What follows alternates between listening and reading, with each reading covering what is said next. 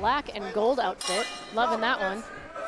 Stylish. Not just a great fighter, stylish. Always stylish, DeAnna Bennett. And Liz Tracy immediately going for the takedown. No surprise there. It means immediately trying to close distance. Not going to give Bennett the advantage in the center of the cage.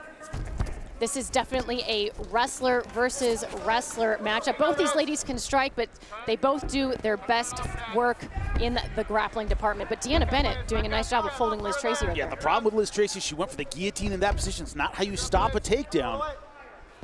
She was able to get under her and take her down, but now she's back to her feet. Crossface stops the takedown guillotine. You kind of accept it to go for the submission. Yeah, just driving her to the ground. Underhook on the left side, trying to control the wrist to keep her down, but doesn't quite get it in time. DeAnna Bennett, a high school wrestler, has put that to good use throughout her Invicta FC career. And she told me this week, she said, I can wrestle someone for 15 minutes. I can wrestle someone for 25 minutes. Heck, I can wrestle someone for 5 hours. It'll be fine. Liz Tracy going for the head and arm. That's the problem with the head and arm. Slipped right out. Got behind her briefly. Problem is she's having trouble controlling the positioning against the fence, meaning Bennett's being the aggressor. She's going for the takedowns, but every time she's in trouble, Liz Tracy, shorter, stockier, just able to turn and stay on her feet. DeAnna Bennett fighting her last couple of fights out of Killer Bee Combat Sports Academy, a somewhat new camp for her, but one she credits with really taking her game to the next level. Head coach there, Brian Wright, just really has a special connection with her. Super important for DeAnna Bennett as well. And you see how as soon as they went off the fence, Bennett wouldn't allow Tracy to push her against it, still trying to circle him. There's Tracy with the takedown, 3 minutes left. Right around the guard. Tracy gets the trip. Now looking for that top position, and with a wrestler like Tracy, I mean, this could potentially be the rest of the fight. And that's the problem, so you have to scramble now, even if you might leave something behind and worry about a submission like turning your back. You gotta get back to your feet. She does, now in a switch position. Not able to commit to it, Tracy's still on her. Yeah, this has been pretty much a wrestling match with MMA gloves on. Sometimes when you get wrestler versus wrestler, it turns into a striking affair, but not this time. Not this time.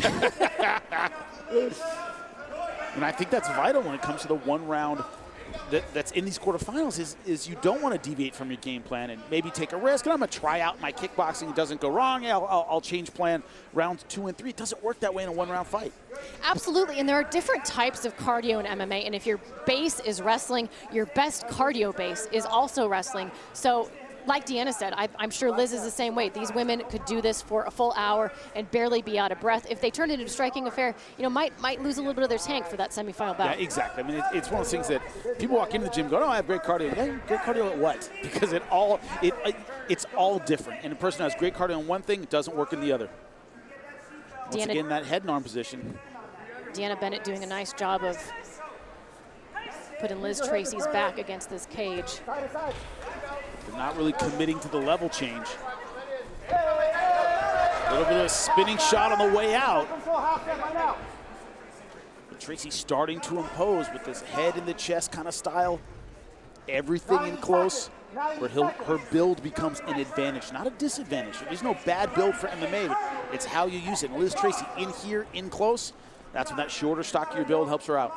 And that head position, when you have braids in, it's like taking a cheese grater to your chin. It is unbelievably painful. Now, not that I have absolutely not that I've done that. Me, it's almost always bald guys. I'm almost always wrestling against bald guys. Very, very different. Very slippery. Yes. This is really a back and forth battle of who is going to have the control position against the cage. Another tough one to score, Jimmy. We have less than a minute left in this fight. Might be the person who owns the last 45 seconds. At space here. Tracy looking to throw bombs. What Tracy does, it's about throwing bombs to get inside again. Every punch takes her a little bit forward. Problem with that is you might walk into a head kick, Jimmy. Like she just did.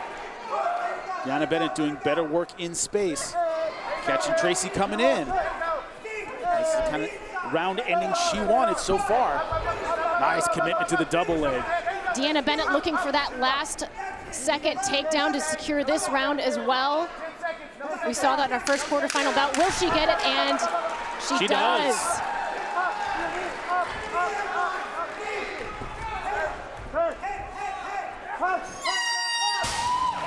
Nice punctuation on that fight from DeAnna Bennett. Well, ladies and gentlemen, after one 5-minute round, we have your winner. All three judges agreed. 10-9 for your winner by unanimous decision, DeAnna Vitamin D Bennett.